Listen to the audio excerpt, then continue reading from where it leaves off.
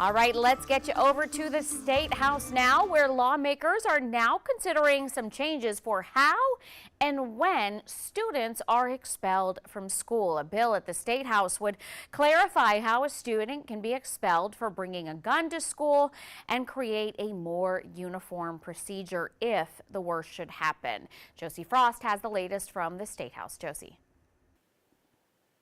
Under current state law, districts are required to expel a student for at least a year if they bring a gun to campus, whether they did it intentionally or not. But under this bill, districts would only be required to carry out that policy if they knowingly bring a gun to campus.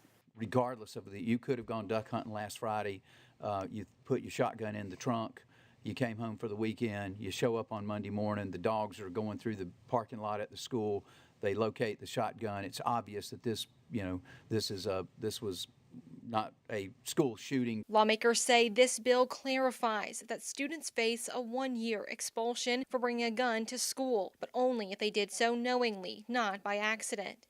It was a mistake, it was an oversight, but under current law, you would be just as guilty as the one that brings a gun into school with the intention of killing every child in the special needs class. Lawmakers right now are considering an amendment that would also require a minimum punishment for students that falsely threaten bodily harm, including online and verbal threats. It seems like at least once a month you have a school that's being shut down because somebody gets on social media and threatens that they're going to use a weapon to commit acts of violence at a school. Patrick Kelly from the Palmetto State Teachers Association says there should be a uniform policy for these kinds of threats. That leads to the school being dismissed. That leads to local law enforcement using really valuable resources to try to investigate what's going on.